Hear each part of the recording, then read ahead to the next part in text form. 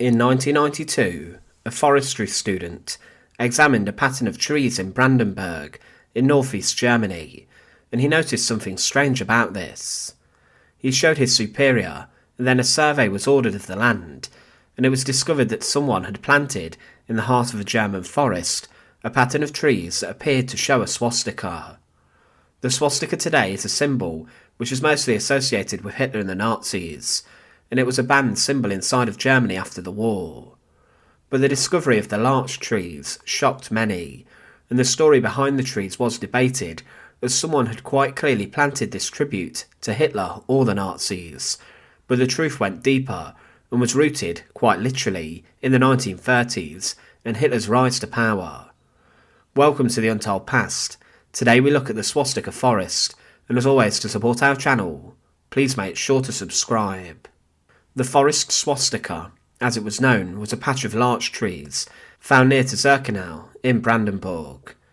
It had been arranged amongst other trees to look like quite clearly a swastika, and the larch trees grew in lighter colours than the trees around them. There were reports that the trees were planted in 1938, and it is quite clear that someone had planted them with the intention of celebrating Nazism or Hitler. They may have been planted in commemoration with Hitler's birthday by a member of the party or Hitler Youth members who wanted to create their own tribute to the Führer.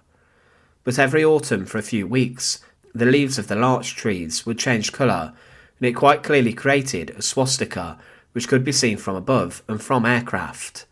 It only lasted a few weeks every year, but many people obviously in the area did not own aircraft, so they did not know what had been planted, and the swastika in the forest went unnoticed after the end of the Second World War. There were rumours in the local area as to how the swastika got there, and one local farmer stated that when he was a young boy he was paid by a forester for each seedling that he put in the ground. Other reports claim that a local villager had been deported to Sachsenhausen concentration camp, and to appease the Nazis in the region, a local man planted it. But another rumour was that a local Nazi leader had ordered the trees to be planted to commemorate Hitler's birthday, and that it may have been planted as a tribute to the Reich Labour Service for building infrastructure in the region of Zirkenau. When this story emerged, there were many people who wanted to see the swastika formation for themselves, and some even chartered private planes to witness it. The swastika, of course, was a symbol which was appropriated by the Nazis and by Hitler from many different religions. It was a sign of divinity and spirituality in certain religions, but inside of Germany following Hitler's appointment to the position of Chancellor, the swastika was used alongside the national colours of Germany.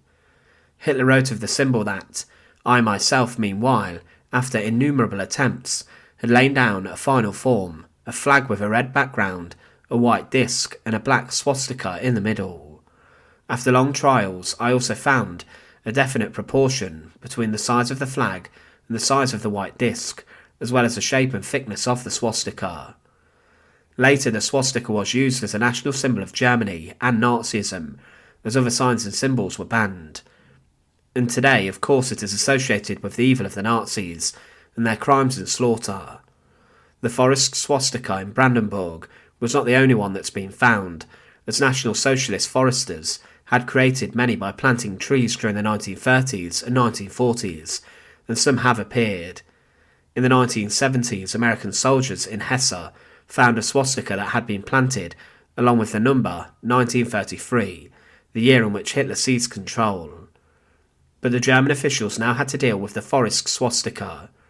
Chainsaws cut down 40 of the larch trees. They then said that the swastika was not recognisable anymore. But this was not the case, as in 2000, further aerial photos showed that the swastika and symbol was still there. The larch trees that remained had filled the spots of those trees which had been felled, so the symbol could still be seen. The Brandenburg Council believed that the swastika in the forest would become a site of pilgrimage for neo-Nazis. They did not want people to visit and venerate Nazism in their area. They wanted to take further action against it, and in December 2000, foresters were dispatched again to the forest, and they cut down another 25 trees to make sure it could not be seen from the air. Today the forest swastika has been obscured and does not exist in the form that it once did. There were other symbols planted in trees across Europe in this vein, as in 1939 a pine tree forest had the letters DXV, which is Latin for Duce, as in Mussolini's nickname, which was planted on Mount Giano in Italy. Because of the dangerous terrain, it is still in place and has not been cut down today. But the forest swastika was a reminder of the devotion that many people had to Hitler and the Nazis during the 1930s. Thanks for watching. To support our channel, please make sure to subscribe, and once again, thank you so much for watching.